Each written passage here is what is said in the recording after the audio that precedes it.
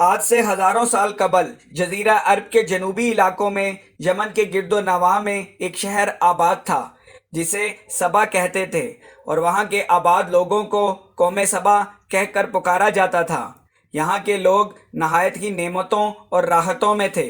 ہر طرف لہلہاتی فصلیں اور پھل سے بھرے درخت موجود تھے، مگر یہ قوم شرک میں مبتلا تھی اور سورج کی پوجا کیا کرتی۔ جب وہاں کے بادشاہ شراجیل بن مالک کی موت ہوئی تو اس کی بیٹی بلقیس نے حکومت کی بھاگ دوڑ سنبھالی۔ ملکہ بلقیس ایک قابل عورت تھی، یہی وجہ تھی کہ انہوں نے یمن پر 9 سال نہایت خوبصورتی سے حکومت کی۔ دنیا کے بیشتر علاقوں میں جو تجارت ہوتی تھی وہ سبائیوں کے ہاتھ میں تھی۔ یہی وجہ تھی کہ یہ قوم نہایت ہی دولت مند تھی، مگر یہ وہ زمانہ تھا جب مشرق سے مغرب تک ایک عظیم بادشاہ کی طاقتور حکومت اور جاہ و جلال کا ڈنکا بجتا تھا، جسے تاریخ میں سلمان ابن داؤد کے نام سے جانا جاتا ہے۔ حضرت سلمان علیہ السلام کی حکومت دنیا کے بیشتر ممالک میں تھی، جس کا دارالخلافہ یروشلم شہر تھا۔ آپ کو ہوا، جنات، چرند و پرند اور جانوروں پر حکمرانی عطا کی گئی۔ ایک دن کا واقعہ ہے، حضرت سلمان علیہ السلام نے دربار لگایا تو جن و انس، جانور اور پرندے سب کے سب حاضر ہوئے، مگر ان کا چہیتا پرندہ ہدہد غائب تھا۔ آپ نے پوچھا، ہدہد کہاں ہے؟ جب وہ نظر نہ آیا تو سلمان علیہ السلام نے فرمایا، اگر وہ اپنی غیر حاضری کی کوئی مناسب وجہ پیش نہ کر سکا تو اسے ذبح کر دیا جائے گا۔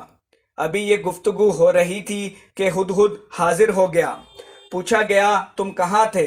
ہدہد نے احترام سے جواب دیا، اے اللہ کے پیغمبر، میں اڑتے اڑتے ایک ایسے ملک پہنچ گیا جہاں لوگ شرک میں مبتلا دیکھے۔ وہ آگ اور سورج کی پوجا کرتے ہیں۔ ان کی ایک رانی ہے جسے وہ بلقیس کے نام سے پکارتے ہیں۔ وہ ایک بہت بڑے تخت پر بیٹھ کر حکومت کرتی ہے۔ اس کے تخت میں قیمتی ہیرے، جواہرات، لال زمرد جڑے ہوئے ہیں، اور اس کے پاس تمام شاہی سامان آرائش و نمائش کا موجود ہے۔ حضرت سلمان علیہ السلام نے فرمایا کہ اگر تمہاری بات سچ ہے تو میرا خط اس ملکہ تک پہنچاؤ تاکہ وہ شرک سے باز آ جائے، اور خط پہنچانے کے بعد وہاں بیٹھ کے سنو کہ وہ کیا رد عمل اختیار کرتی ہے، اور پھر آ کر مجھے خبر دینا۔ حضرت سلمان علیہ السلام نے خط روانہ کیا۔ خط کچھ یوں تھا، شروع اللہ کے نام سے جو بڑا مہربان اور رحم فرمانے والا ہے۔ یہ عزت والا خط سلمان ابن داؤد کی جانب سے ملکہ سبا بلقیس کی طرف ہے۔ جو ہدایت کی پیروی کرے اس کے لیے سلامتی ہے۔ مجھ پر غلبہ کی خواہش نہ کرو اور میرے مقابلے میں سرکشی اختیار نہ کرو، بلکہ فرما بردار اور مطیع ہو کر میرے پاس آ جاؤ۔ یہ خط دراصل ملکہ سبا بلقیس اور اس کی قوم کے لیے دعوت اسلام تھا۔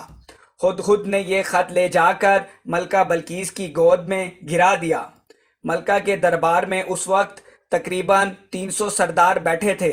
انہوں نے جب یہ خط پڑھا تو طیش میں آ گئے اور کہا کہ یہ ہماری توہین ہے، ہمیں اس کا سخت جواب دینا چاہیے۔ مگر ملکہ بہت سمجھدار تھی، اس نے انہیں سمجھایا کہ خط سے پتہ چل رہا ہے کہ یہ کوئی عام شخص نہیں، خدا کا کوئی پیغمبر ہے، لہٰذا ہمیں حکمت سے کام لینا چاہیے۔ اس نے کہا، میں حضرت سلمان علیہ السلام کی طرف ایک تحفہ بھیجتی ہوں، اگر انہوں نے قبول کر لیا تو وہ بادشاہ ہے، میں اس سے جنگ کروں گی، لیکن اگر انہوں نے یہ تحفہ قبول نہ کیا تو میں اس کی پیروی کروں گی، کیونکہ وہ نبی ہیں۔ ہدہد یہ ساری گفتگو سن رہا تھا۔ اس نے آ کر حضرت سلمان علیہ السلام کو ساری بات بتا دی۔ حضرت سلمان علیہ السلام نے جنات کو حکم دیا کہ شہر میں داخل ہونے والے راستے پر سونے اور چاندی کی اینٹوں کا فرش بچھا دیا جائے۔ راستے کے دونوں جانب عجیب الخلقت جانور کھڑے کر دیے جائیں۔ وزراء اور اعمال سلطنت کی تمام کرسیوں کو سونے کا کر دیا جائے۔ دربار کو ہیرے جواہرات سے مزین کیا جائے۔ ادھر بلقیس نے حضرت سلمان علیہ السلام کے لیے تحائف روانہ کیے، جن میں سونے کی اینٹیں، جواہرات، غلام، کنیزیں اور ملکہ کا ایک خط بھی تھا۔ جب قاصد یہ تمام تحائف لے کر حضرت سلمان علیہ السلام کے دربار پہنچے، انہوں نے یہ سب دیکھا تو شرمندہ ہوئے۔ حضرت سلمان علیہ السلام نے ملکہ کے قاصدوں سے کہا، کیا تم لوگ مال سے میری مدد کرنا چاہتے ہو؟ مگر دیکھ لو، جو کچھ اللہ نے مجھے دے رکھا ہے وہ اس سے بھی زیادہ ہے جو تمہیں دیا ہے، لہٰذا تمہارا تحفہ تمہیں مبارک ہو۔ اب تم اپنے تحائف کے ساتھ واپس جاؤ اور اپنی ملکہ سے کہنا کہ ہمارا انتظار کرے، ہم ایک زبردست لشکر لے کر آئیں گے۔ جب یہ خبر ملکہ بلقیس کو پہنچی تو وہ سمجھ گئی کہ واقعی آپ اللہ کے نبی ہیں، لہٰذا اس نے جنگ کی بجائے حضرت سلمان علیہ السلام کے دربار میں حاضر ہو کر اپنی اطاعت کا یقین دلانے کا فیصلہ کیا۔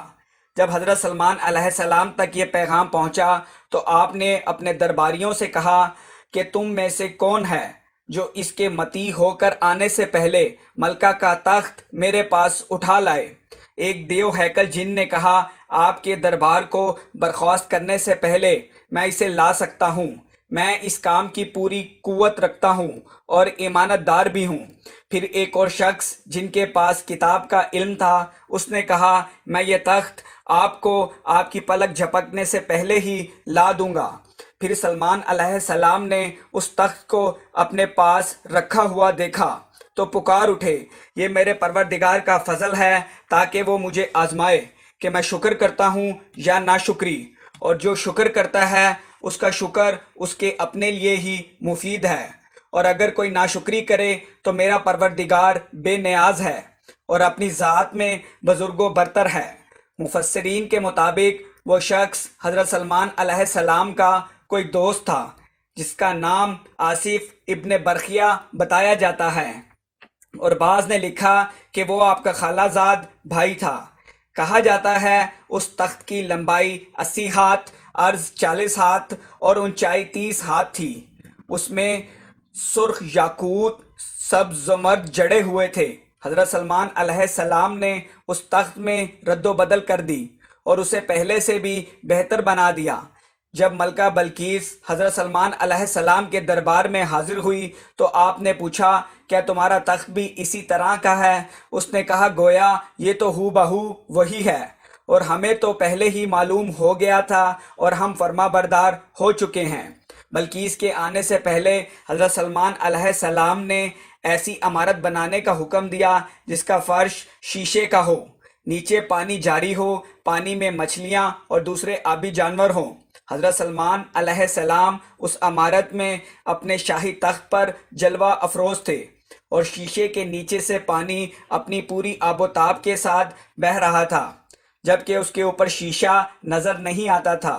بلقیس کو اس محل میں لایا گیا، جب اس نے فرش کو دیکھا تو سمجھی یہ پانی کا ایک حوض ہے، لہذا اپنی پنڈلیوں سے کپڑا اٹھا لیا۔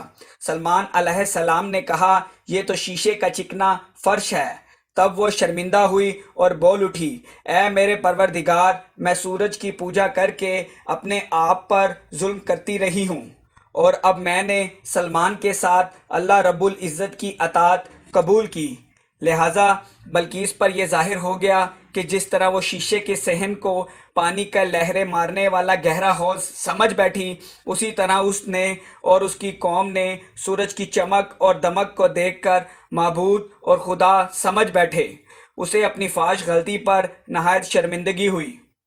بعض مورخین نے لکھا کہ اس واقعے کے بعد ملکہ سبا مسلمان ہو گئی اور حضرت سلمان علیہ السلام کے نکاح میں آ گئی، جبکہ بعض نے لکھا آپ نے بلقیس کو یمن واپس بھیج دیا، اس کے لیے وہاں 3 بڑے محل تیار کروائے۔ آپ لوگوں کے پیار بھرے کامنٹس اور لائکس کا بہت بہت شکریہ۔